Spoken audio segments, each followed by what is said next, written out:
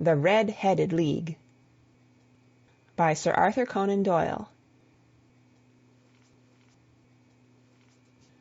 I had called upon my friend, Mr. Sherlock Holmes, one day in the autumn of last year, and found him in deep conversation with a very stout, florid-faced, elderly gentleman with fiery red hair. With an apology for my intrusion, I was about to withdraw when Holmes pulled me abruptly into the room and closed the door behind me. "You could not possibly have come at a better time, my dear Watson," he said cordially. "I was afraid that you were engaged." "So I am, very much so." "Then I can wait in the next room." "Not at all. This gentleman, Mr. Wilson, has been my partner and helper in many of my most successful cases, and I have no doubt that he will be of the utmost use to me in yours also." The stout gentleman half rose from his chair and gave a bob of greeting, with a quick little questioning glance from his small, fat, encircled eyes. "Try the settee," said Holmes, relapsing into his armchair and putting his fingertips together, as was his custom when in judicial moods. "I know, my dear Watson, that you share my love of all that is bizarre and outside the conventions and humdrum routine of everyday life. You have shown your relish for it by the enthusiasm which has prompted you to chronicle, and, if you will excuse my saying so, somewhat to embellish so many of my own little adventures. Your cases have indeed been of the greatest interest to me," I observed. You will remember that I remarked the other day, just before we went into the very simple problem presented by Miss Mary Sutherland, that for strange effects and extraordinary combinations we must go to life itself, which is always far more daring than any effort of the imagination. A proposition which I took the liberty of doubting. You did, Doctor, but none the less you must come round to my view, for otherwise I shall keep on piling fact upon fact on you, until your reason breaks down under them and acknowledges me to be right. Now, Mr. Jabez Wilson here has been good enough to call upon me this morning, and to begin a narrative which promises to be one of the most singular which I have listened to for some time.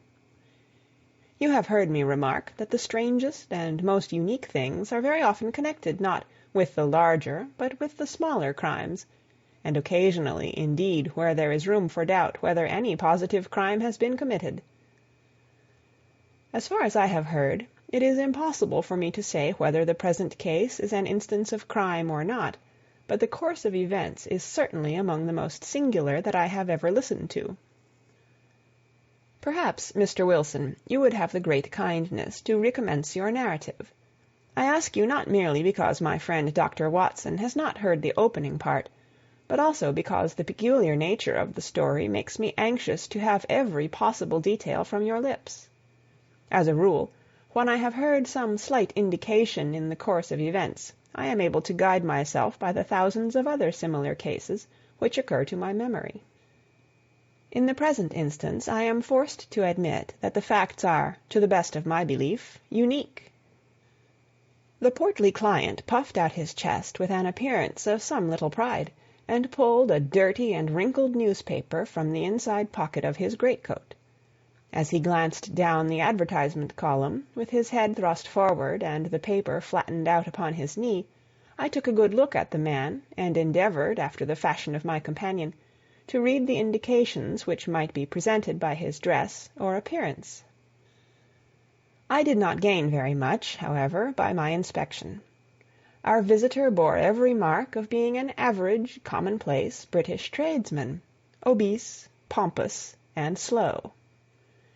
He wore rather baggy grey shepherd's check trousers, a not over-clean black frock-coat, unbuttoned in the front, and a drab waistcoat with a heavy brassy Albert chain, and a square pierced bit of metal dangling down as an ornament. A frayed top hat and a faded brown overcoat with a wrinkled velvet collar lay upon a chair beside him. Altogether, look as I would, there was nothing remarkable about the man save his blazing red head, and the expression of extreme chagrin and discontent upon his features. Sherlock Holmes's quick eye took in my occupation, and he shook his head with a smile as he noticed my questioning glances. Beyond the obvious facts that he has at some time done manual labor, that he takes snuff, that he is a Freemason, that he has been in China, and that he has done a considerable amount of writing lately, I can deduce nothing else. Mr. Jabez Wilson started up in his chair, with his forefinger upon the paper, but his eyes upon my companion. "How, in the name of good fortune, did you know all that, Mr. Holmes?" he asked. "How did you know, for example, that I did manual labor? It's as true as gospel, for I began as a ship's carpenter." "Your hands, my dear sir. Your right hand is quite a size larger than your left. You have worked with it, and the muscles are more developed." "Well, the snuff, then, and the Freemasonry." "I won't insult your intelligence by telling you how I read that, especially as, rather against the strict rules of your order, you use an arc and compass breastpin." "Ah, of course, I forgot that. But the writing?"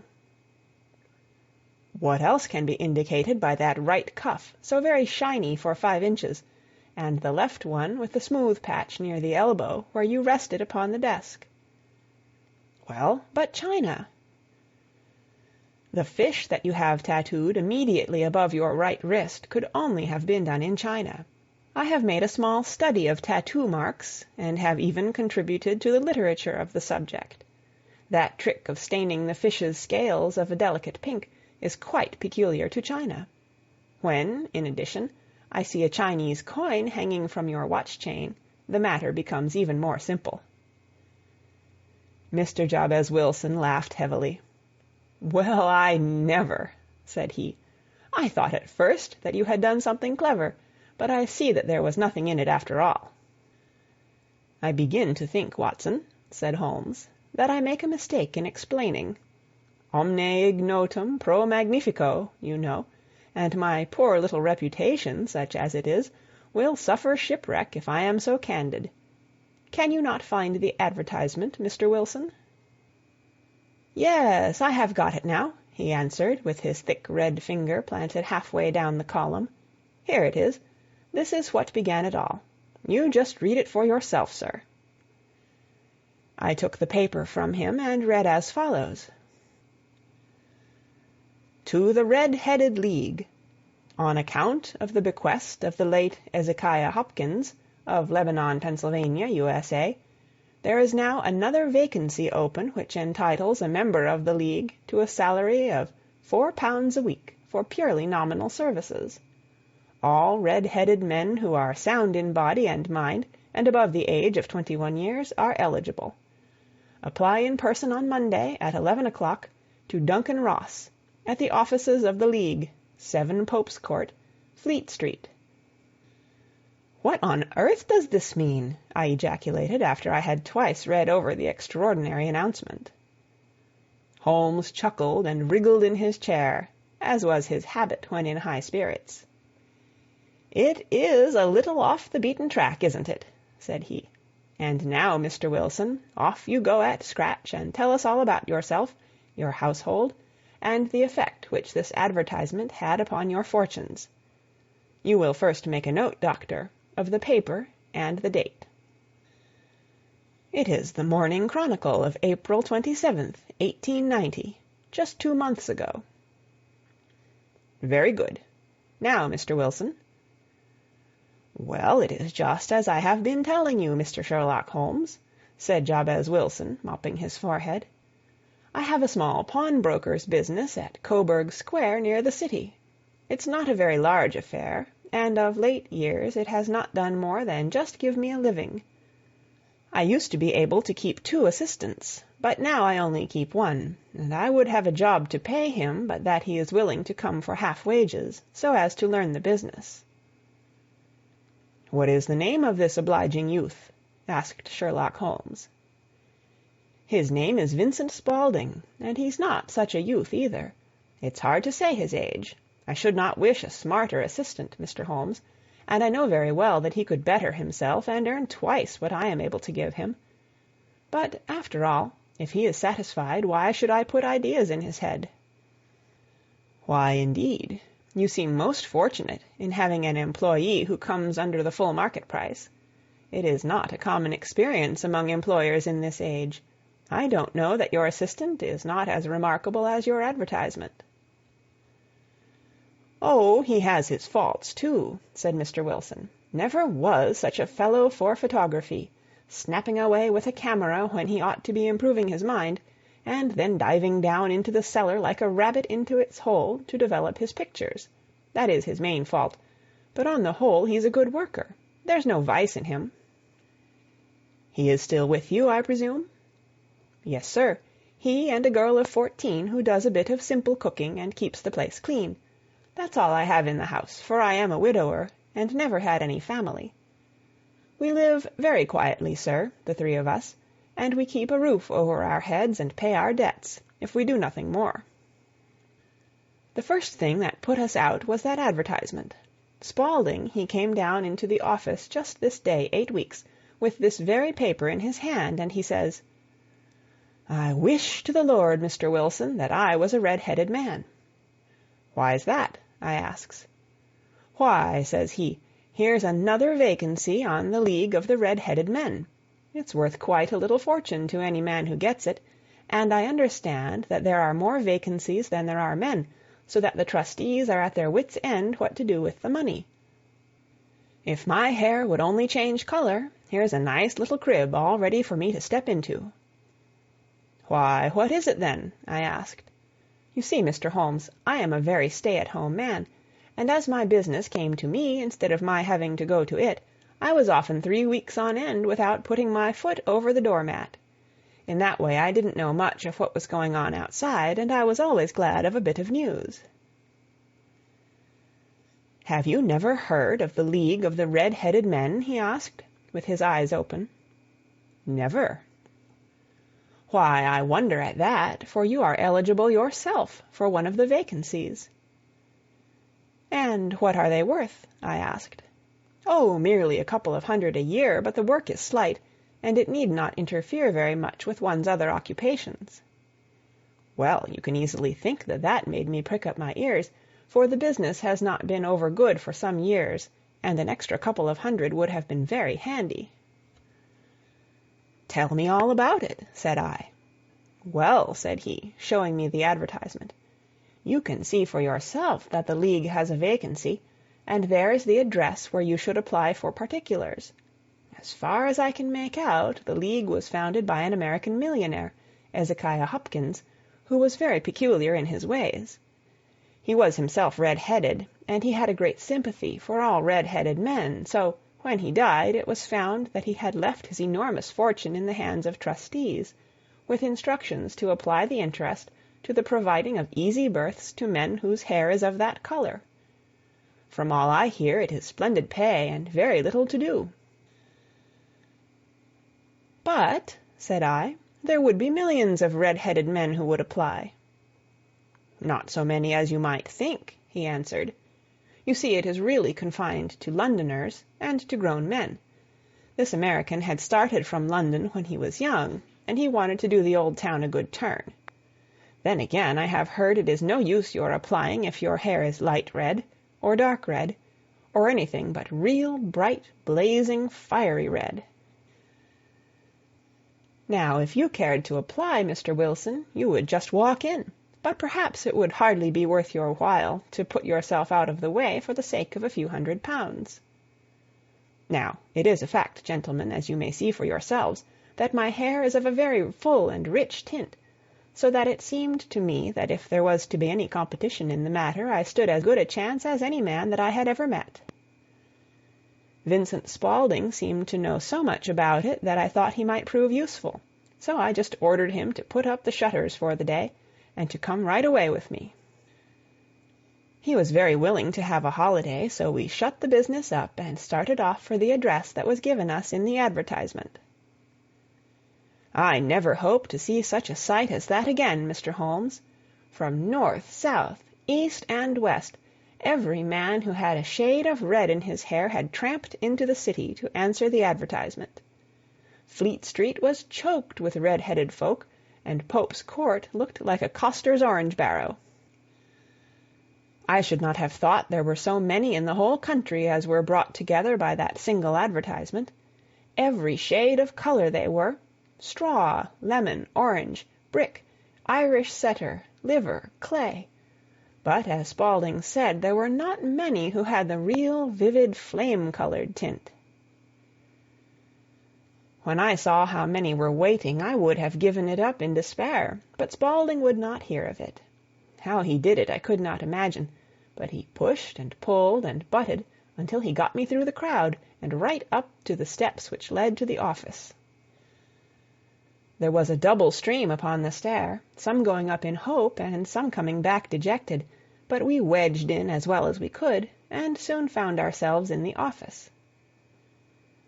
"Your experience has been a most entertaining one," remarked Holmes, as his client paused and refreshed his memory with a huge pinch of snuff. "Pray continue your very interesting statement."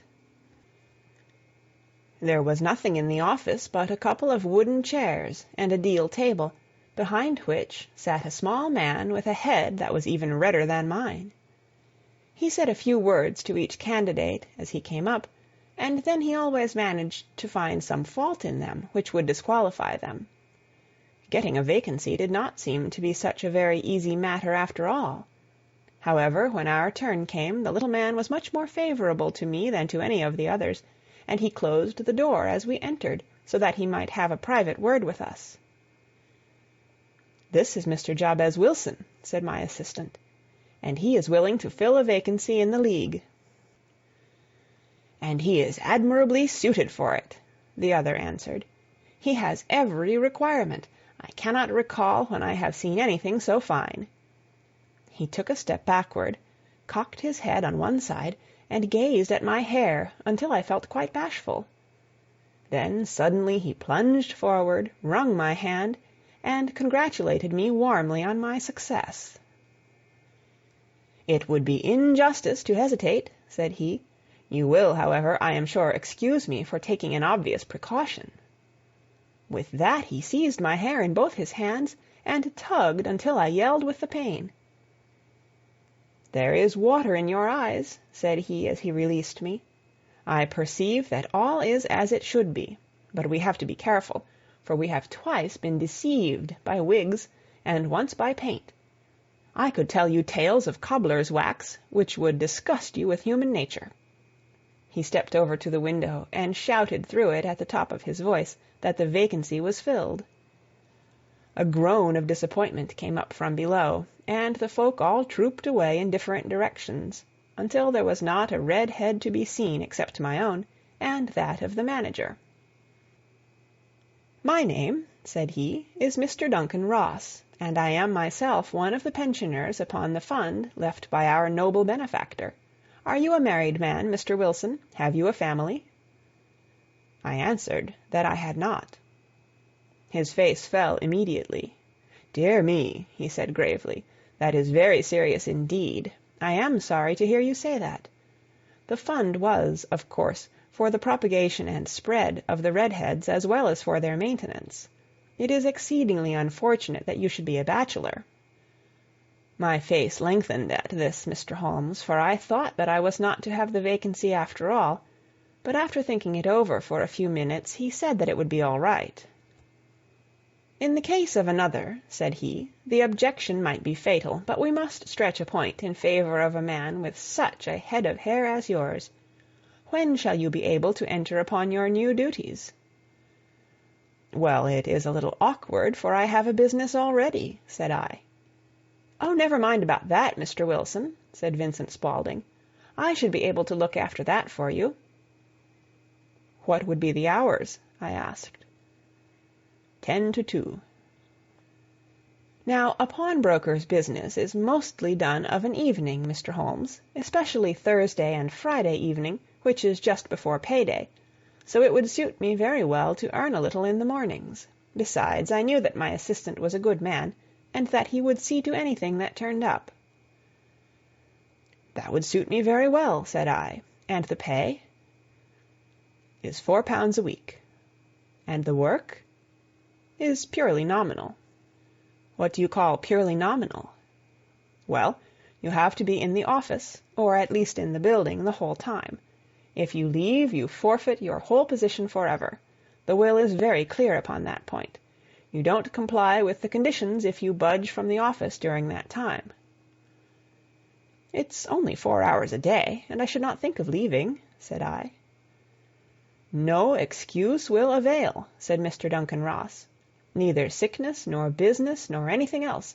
There you must stay, or you lose your billet. And the work? Is to copy out the Encyclopaedia Britannica. There is the first volume of it in that press. You must find your own ink, pens, and blotting paper, but we provide this table and chair. Will you be ready tomorrow? Certainly, I answered. Then good-bye, Mr. Jabez Wilson, and let me congratulate you once more on the important position which you have been fortunate enough to gain. He bowed me out of the room, and I went home with my assistant, hardly knowing what to say or do, I was so pleased at my own good fortune. Well, I thought over the matter all day, and by evening I was in low spirits again, for I had quite persuaded myself that the whole affair must be some great hoax or fraud, though what its object might be I could not imagine. It seemed altogether past belief that anyone could make such a will, or that they would pay such a sum for doing anything so simple as copying out the Encyclopaedia Britannica. Vincent Spaulding did what he could to cheer me up, but by bedtime I had reasoned myself out of the whole thing. However, in the morning I determined to have a look at it anyhow, so I bought a penny bottle of ink, and with a quill pen and 7 sheets of foolscap paper I started off for Pope's Court. Well, to my surprise and delight, everything was as right as possible. The table was set out ready for me, and Mr. Duncan Ross was there to see that I got fairly to work. He started me off upon the letter A, and then he left me, but he would drop in from time to time to see that all was right with me. At 2 o'clock he bade me good day, complimented me upon the amount that I had written, and locked the door of the office after me. This went on day after day, Mr. Holmes, and on Saturday the manager came in and planked down 4 golden sovereigns for my week's work. It was the same next week, and the same the week after. Every morning I was there at 10, and every afternoon I left at 2. By degrees Mr. Duncan Ross took to coming in only once of a morning, and then after a time he did not come in at all. Still, of course, I never dared to leave the room for an instant, for I was not sure when he might come, and the billet was such a good one and suited me so well that I would not risk the loss of it. 8 weeks passed away like this, and I had written about abbots, and archery, and armour, and architecture, and Attica, and hoped with diligence that I might get on to the bees before very long. It cost me something in foolscap, and I had pretty nearly filled a shelf with my writings. And then suddenly the whole business came to an end. To an end? Yes, sir, and no later than this morning. I went to my work as usual at 10 o'clock, but the door was shut and locked, with a little square of cardboard hammered on to the middle of the panel with a tack. Here it is, and you can read for yourself. He held up a piece of white cardboard about the size of a sheet of notepaper. It read in this fashion: "The Red-Headed League is dissolved. October 9, 1890. Sherlock Holmes and I surveyed this curt announcement, and the rueful face behind it, until the comical side of the affair so completely overtopped every other consideration that we both burst out into a roar of laughter. "I cannot see that there is anything very funny," cried our client, flushing up to the roots of his flaming head. "If you can do nothing better than laugh at me, I can go elsewhere." "No, no," cried Holmes, shoving him back into the chair from which he had half risen. "I really wouldn't miss your case for the world. It is most refreshingly unusual, but there is, if you will excuse my saying so, something just a little funny about it. Pray, what steps did you take when you found the card upon the door?" "I was staggered, sir. I did not know what to do. Then I called at the offices round, but none of them seemed to know anything about it. Finally I went to the landlord, who is an accountant living on the ground floor, and I asked him if he could tell me what had become of the Red-Headed League. He said that he had never heard of any such body. Then I asked him who Mr. Duncan Ross was. He answered that the name was new to him. "Well," said I, "the gentleman at number 4. "What, the red-headed man?" "Yes." "Oh," said he, "his name was William Morris. He was a solicitor, and was using my room as a temporary convenience until his new premises were ready. He moved out yesterday." "Where could I find him?"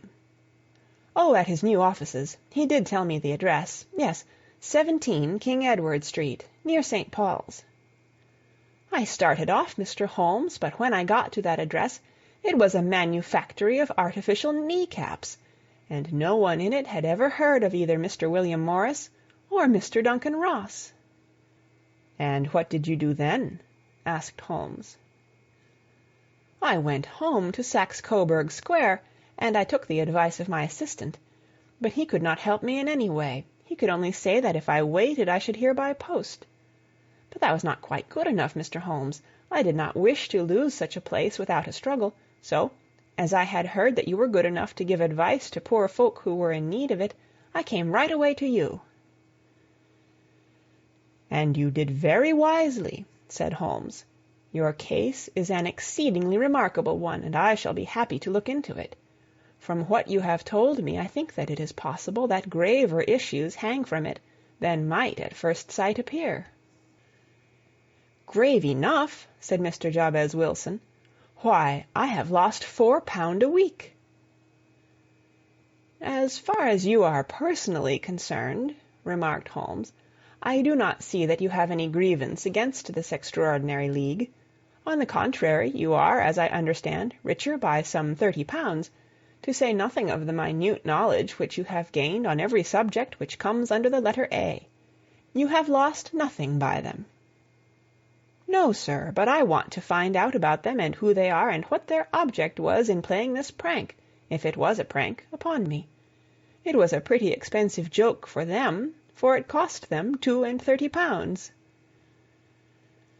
"We shall endeavour to clear up these points for you. And first, 1 or 2 questions, Mr. Wilson. This assistant of yours who first called your attention to the advertisement, how long had he been with you?" "About a month, then." "How did he come?" "In answer to an advertisement." "Was he the only applicant?" "No, I had a dozen." "Why did you pick him?" "Because he was handy and would come cheap." "At half wages, in fact?" "Yes." "What is he like, this Vincent Spaulding?" "Small, stout-built, very quick in his ways, no hair on his face, though he's not short of 30. Has a white splash of acid upon his forehead." Holmes sat up in his chair in considerable excitement. "I thought as much," said he. "Have you ever observed that his ears are pierced for earrings?" "Yes, sir. He told me that a gipsy had done it for him when he was a lad." "Hum," said Holmes, sinking back in deep thought. "He is still with you?" "Oh, yes, sir. I have only just left him." "And has your business been attended to in your absence?" "Nothing to complain of, sir. There's never very much to do of a morning." "That will do, Mr. Wilson. I shall be happy to give you an opinion upon the subject in the course of a day or 2. To-day is Saturday, and I hope that by Monday we may come to a conclusion." "Well, Watson," said Holmes, when our visitor had left us, "what do you make of it all?" "I make nothing of it," I answered frankly. "It is a most mysterious business." "As a rule," said Holmes, "the more bizarre a thing is, the less mysterious it proves to be. It is your commonplace, featureless crimes which are really puzzling, just as a commonplace face is the most difficult to identify. But I must be prompt over this matter." "What are you going to do, then?" I asked. "To smoke," he answered. "It is quite a three-pipe problem, and I beg that you won't speak to me for 50 minutes." He curled himself up in his chair, with his thin knees drawn up to his hawk-like nose, and there he sat with his eyes closed, and his black clay pipe thrusting out like the bill of some strange bird. I had come to the conclusion that he had dropped asleep, and indeed was nodding myself, when he suddenly sprang out of his chair with the gesture of a man who has made up his mind, and put his pipe down upon the mantelpiece. "Sarasate plays at the St. James Hall this afternoon," he remarked. "What do you think, Watson? Could your patients spare you for a few hours?" "I have nothing to do to-day. My practice is never very absorbing." "Then put on your hat and come. I am going through the city first, and we can have some lunch on the way. I observe that there is a good deal of German music on the programme, which is rather more to my taste than Italian or French. It is introspective, and I want to introspect. Come along." We travelled by the Underground as far as Aldersgate, and a short walk took us to Saxe-Coburg Square, the scene of the singular story which we had listened to in the morning. It was a poky, little, shabby-genteel place, where 4 lines of dingy 2-storied brick houses looked out into a small, railed-in enclosure, where a lawn of weedy grass and a few clumps of faded laurel bushes made a hard fight against a smoke-laden and uncongenial atmosphere. 3 gilt balls and a brown board with "Jabez Wilson" in white letters upon a corner house announced the place where our red-headed client carried on his business. Sherlock Holmes stepped in front of it with his head on one side, and looked it all over, with his eyes shining brightly between puckered lids. Then he walked slowly up the street, and then down again to the corner, still looking keenly at the houses. Finally he returned to the pawnbroker's, and, having thumped vigorously upon the pavement with his stick 2 or 3 times, he went up to the door and knocked. It was instantly opened by a bright-looking, clean-shaven young fellow, who asked him to step in. "Thank you," said Holmes. "I only wished to ask you how you would go from here to the Strand." "Third right, 4th left," answered the assistant promptly, closing the door. "Smart fellow, that," observed Holmes as we walked away. "He is, in my judgment, the 4th smartest man in London, and for daring I am not sure that he has not a claim to be 3rd. I have known something of him before." "Evidently," said I, "Mr. Wilson's assistant counts for a good deal in this mystery of the Red-Headed League. I am sure that you inquired your way merely in order that you might see him." "Not him." "What then?" "The knees of his trousers." "And what did you see?" "What I expected to see." "Why did you beat the pavement?" "My dear doctor, this is a time for observation, not for talk. We are spies in an enemy's country. We know something of Saxe-Coburg Square. Let us now explore the parts which lie behind it." The road in which we found ourselves as we turned round the corner from the retired Saxe-Coburg Square presented as great a contrast to it as the front of a picture does to the back. It was one of the main arteries which conveyed the traffic of the city to the north and west. The roadway was blocked with the immense stream of commerce flowing in a double tide inward and outward, while the footpaths were black with the hurrying swarm of pedestrians. It was difficult to realize, as we looked at the line of fine shops and stately business premises, that they really abutted on the other side upon the faded and stagnant square which we had just quitted. "Let me see," said Holmes, standing at the corner and glancing along the line. "I should like just to remember the order of the houses here. It is a hobby of mine to have an exact knowledge of London.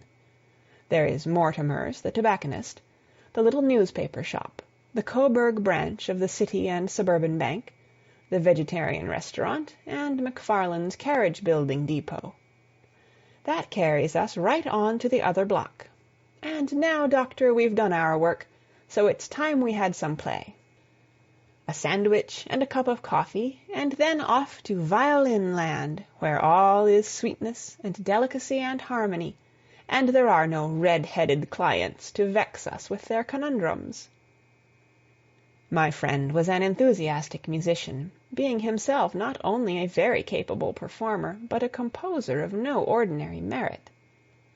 All the afternoon he sat in the stalls, wrapped in the most perfect happiness, gently waving his long, thin fingers in time to the music, while his gently smiling face and his languid, dreamy eyes were as unlike those of Holmes the sleuth-hound, Holmes the relentless, keen-witted, ready-handed criminal agent, as it was possible to conceive. In his singular character the dual nature alternately asserted itself, and his extreme exactness and astuteness represented, as I have often thought, the reaction against the poetic and contemplative mood which occasionally predominated in him. The swing of his nature took him from extreme languor to devouring energy, and, as I knew well, he was never so truly formidable as when, for days on end, he had been lounging in his armchair amid his improvisations and his black-letter editions. Then it was that the lust of the chase would suddenly come upon him, and that his brilliant reasoning power would rise to the level of intuition, until those who were unacquainted with his methods would look askance at him as on a man whose knowledge was not that of other mortals. When I saw him that afternoon so enwrapped in the music at St. James's Hall, I felt that an evil time might be coming upon those whom he had set himself to hunt down. "You want to go home, no doubt, Doctor," he remarked as we emerged. "Yes, it would be as well." "And I have some business to do which will take some hours. This business at Coburg Square is serious." "Why serious?" "A considerable crime is in contemplation. I have every reason to believe that we shall be in time to stop it. But to-day being Saturday rather complicates matters. I shall want your help tonight." "At what time?" 10 will be early enough." "I shall be at Baker Street at 10." "Very well. And I say, Doctor, there may be some little danger, so kindly put your army revolver in your pocket." He waved his hand, turned on his heel, and disappeared in an instant among the crowd. I trust that I am not more dense than my neighbors, but I was always oppressed with a sense of my own stupidity in my dealings with Sherlock Holmes. Here I had heard what he had heard, I had seen what he had seen, and yet from his words it was evident that he saw clearly not only what had happened, but what was about to happen, while to me the whole business was still confused and grotesque. As I drove home to my house in Kensington, I thought over it all, from the extraordinary story of the red-headed copier of the Encyclopaedia, down to the visit at Saxe-Coburg Square, and the ominous words with which he had parted from me. What was this nocturnal expedition, and why should I go armed? Where were we going, and what were we to do? I had the hint from Holmes that this smooth-faced pawnbroker's assistant was a formidable man, a man who might play a deep game. I tried to puzzle it out, but gave up in despair, and set the matter aside until night should bring an explanation. It was 9:15 when I started from home and made my way across the park, and so through Oxford Street to Baker Street. 2 hansoms were standing at the door, and as I entered the passage I heard the sound of voices from above. On entering his room I found Holmes in animated conversation with 2 men, one of whom I recognized as Peter Jones, the official police agent, while the other was a long, thin, sad-faced man, with a very shiny hat, and an oppressively respectable frock-coat. "Ha! Our party is complete," said Holmes, buttoning up his pea-jacket, and taking his heavy hunting crop from the rack. "Watson, I think you know Mr. Jones of Scotland Yard. Let me introduce you to Mr. Merryweather, who is to be our companion in to-night's adventure." "We're hunting in couples again, Doctor, you see," said Jones in his consequential way. "Our friend here is a wonderful man for starting a chase. All he wants is an old dog to help him do the running down." "I hope a wild goose may not prove to be the end of our chase," observed Mr. Merryweather gloomily. "You may place considerable confidence in Mr. Holmes, sir," said the police agent loftily. "He has his own little methods, which are, if he won't mind my saying so, just a little too theoretical and fantastic, but he has the makings of a detective in him. It is not too much to say that once or twice, as in that business of the Sholto murder and the Agra treasure, he has been more nearly correct than the official force." "Oh, if you say so, Mr. Jones, it is all right," said the stranger with deference. "Still, I confess that I miss my rubber. It is the first Saturday night for 27 years that I have not had my rubber." "I think you will find," said Sherlock Holmes, "that you will play for a higher stake to-night than you have ever done yet, and that the play will be more exciting. For you, Mr. Merryweather, the stake will be some £30,000, and for you, Jones, it will be the man upon whom you wish to lay your hands. John Clay, the murderer, thief, smasher, and forger. He's a young man, Mr. Merryweather, but he is at the head of his profession, and I would rather have my bracelets on him than on any criminal in London. He's a remarkable man, is young John Clay. His grandfather was a royal duke, and he himself has been to Eton and Oxford.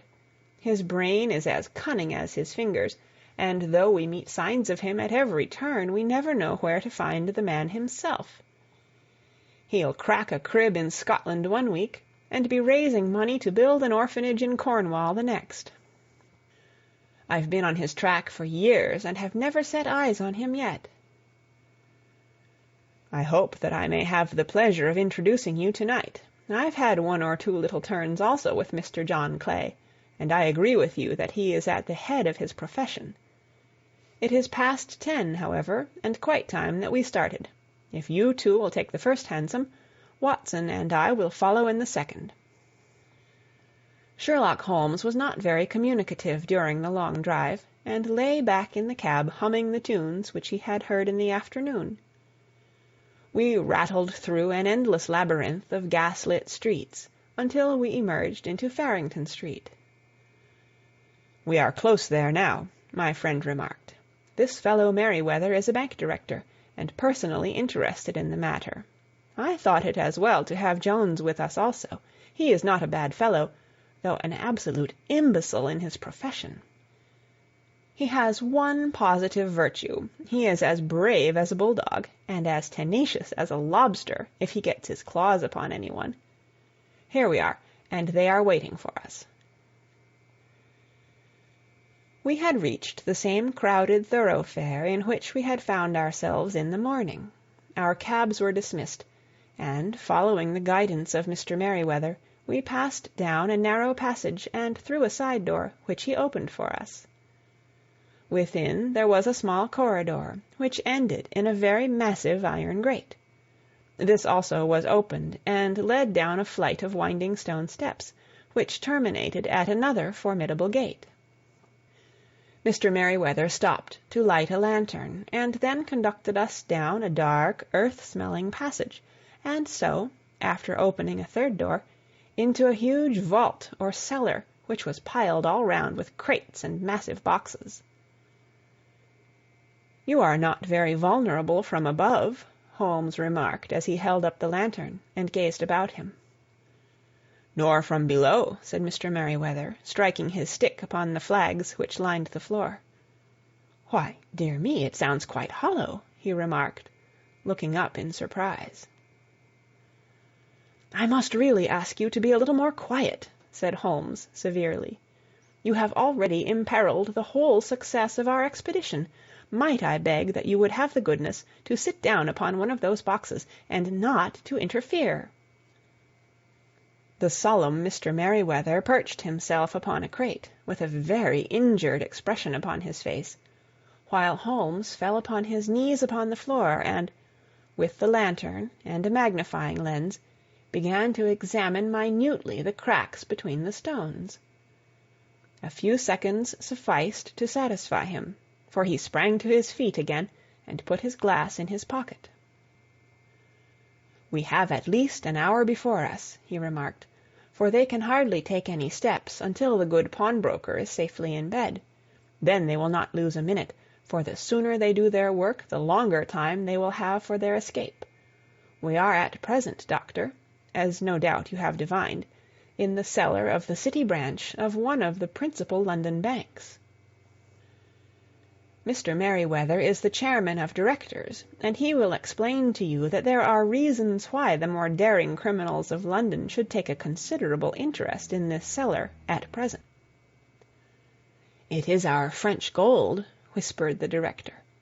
"We have had several warnings that an attempt might be made upon it." "Your French gold?" "Yes. We had occasion some months ago to strengthen our resources, and borrowed for that purpose 30,000 Napoleons from the Bank of France. It has become known that we have never had an occasion to unpack the money, and that it is still lying in our cellar. The crate upon which I sit contains 2,000 Napoleons, packed between layers of lead foil. Our reserve of bullion is much larger at present than is usually kept in a single branch office, and the directors have had misgivings upon the subject." "Which were very well justified," observed Holmes. "And now it is time that we arranged our little plans. I expect that within an hour matters will come to a head. In the meantime, Mr. Merryweather, we must put the screen over that dark lantern." "And sit in the dark?" "I am afraid so. I had brought a pack of cards in my pocket, and I thought that, as we were a partie carrée, you might have your rubber after all. But I see that the enemy's preparations have gone so far that we cannot risk the presence of a light. And first of all we must choose our positions. These are daring men, and though we shall take them at a disadvantage, they may do us some harm unless we are careful. I shall stand behind this crate, and do you conceal yourselves behind those. Then, when I flash a light upon them, close in swiftly. If they fire, Watson, have no compunction about shooting them down." I placed my revolver, cocked, upon the top of the wooden case behind which I crouched. Holmes shot the slide across the front of his lantern, and left us in pitch darkness. Such an absolute darkness as I have never before experienced. The smell of hot metal remained to assure us that the light was still there, ready to flash out at a moment's notice. To me, with my nerves worked up to a pitch of expectancy, there was something depressing and subduing in the sudden gloom, and in the cold, dank air of the vault. "They have but one retreat," whispered Holmes. "That is back through the house into Saxe-Coburg Square. I hope that you have done what I asked you, Jones." "I have an inspector and 2 officers waiting at the front door." "Then we have stopped all the holes. And now we must be silent and wait." What a time it seemed! From comparing notes afterwards, it was but an hour and a quarter, yet it appeared to me that the night must have almost gone, and the dawn be breaking above us. My limbs were weary and stiff, for I feared to change my position, yet my nerves were worked up to the highest pitch of tension, and my hearing was so acute that I could not only hear the gentle breathing of my companions, but I could distinguish the deeper, heavier in-breath of the bulky Jones from the thin, sighing note of the bank director. From my position I could look over the case in the direction of the floor. Suddenly my eyes caught the glint of a light. At first it was but a lurid spark upon the stone pavement. Then it lengthened out until it became a yellow line, and then, without any warning or sound, a gash seemed to open, and a hand appeared, a white, almost womanly hand, which felt about in the center of the little area of light. For a minute or more the hand, with its writhing fingers, protruded out of the floor. Then it was withdrawn as suddenly as it appeared, and all was dark again save the single lurid spark which marked a chink between the stones. Its disappearance, however, was but momentary. With a rending, tearing sound, one of the broad white stones turned over upon its side, and left a square gaping hole, through which streamed the light of a lantern. Over the edge there peeped a clean-cut, boyish face, which looked keenly about it, and then, with a hand on either side of the aperture, drew itself shoulder-high and waist-high, until one knee rested upon the edge.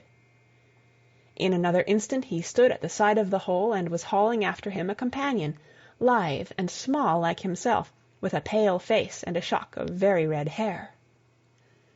"It's all clear," he whispered. "Have you the chisel and the bags?" "Great Scott! Jump, Archie, jump, and I'll swing for it." Sherlock Holmes had sprung out and seized the intruder by the collar. The other dived down the hole, and I heard the sound of rending cloth as Jones clutched at his skirts. The light flashed upon the barrel of a revolver, but Holmes's hunting crop came down on the man's wrist, and the pistol clinked upon the stone floor. "It's no use, John Clay," said Holmes blandly. "You have no chance at all." "So I see," the other answered, with the utmost coolness. "I fancy that my pal is all right, though I see you have got his coat-tails." "There are 3 men waiting for him at the door," said Holmes. "Oh, indeed. You seem to have done the thing very completely. I must compliment you." "And I you," Holmes answered. "Your red-headed idea was very new and effective." "You'll see your pal again presently," said Jones. "He's quicker at climbing down holes than I am. Just hold out while I fix the derbies." "I beg that you will not touch me with your filthy hands," remarked our prisoner as the handcuffs clattered upon his wrists. "You may not be aware that I have royal blood in my veins. Have the goodness also, when you address me, always to say 'sir' and 'please.'"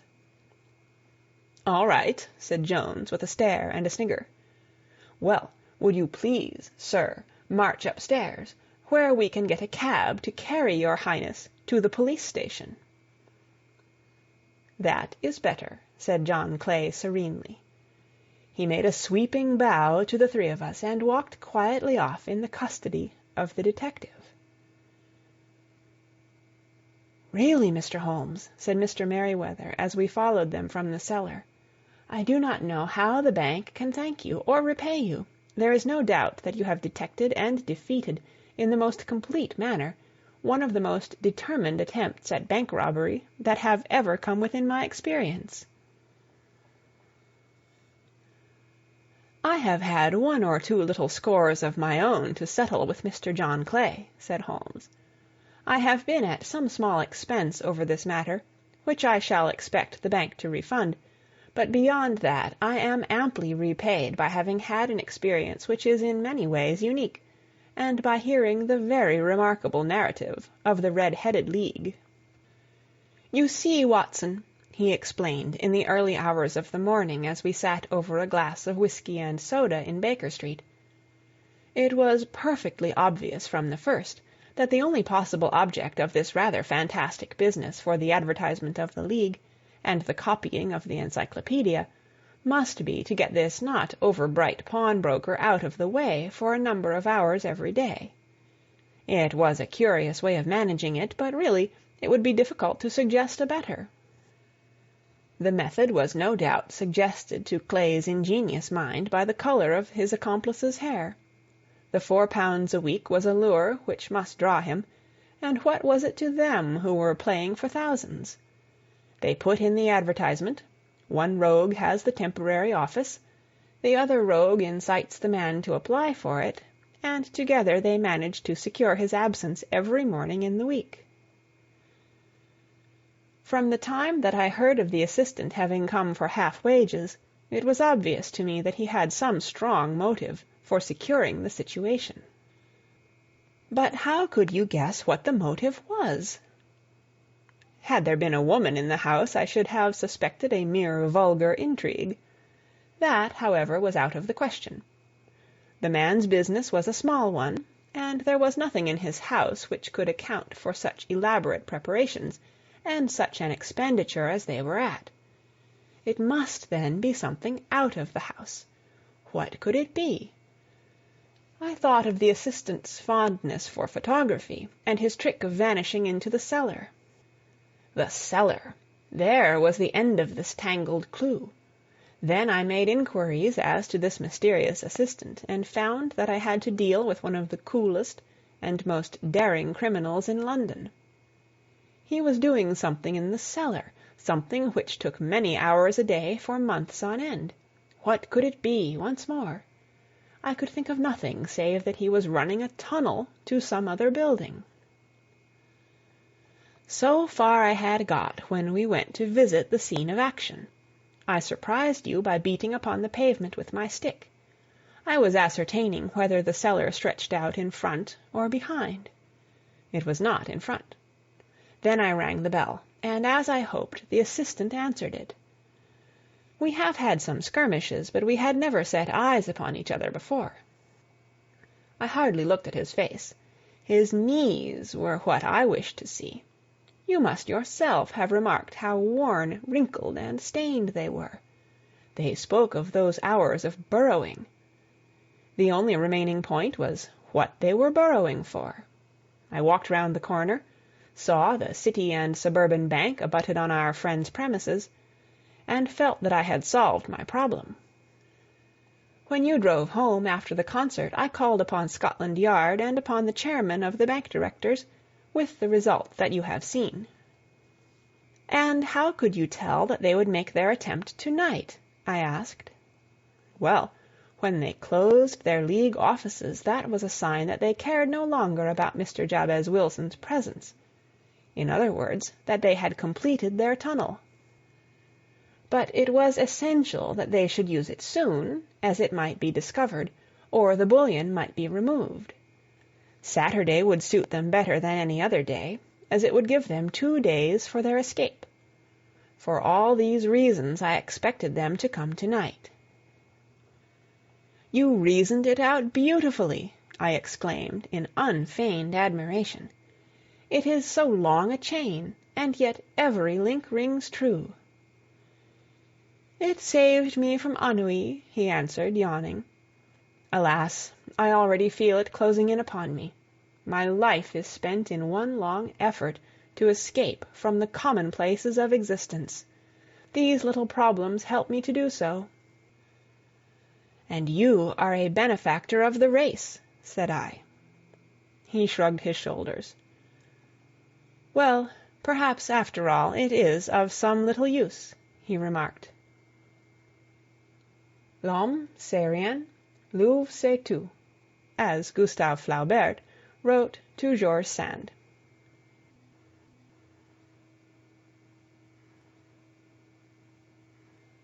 End of Adventure Number 2. The Red-Headed League, by Sir Arthur Conan Doyle.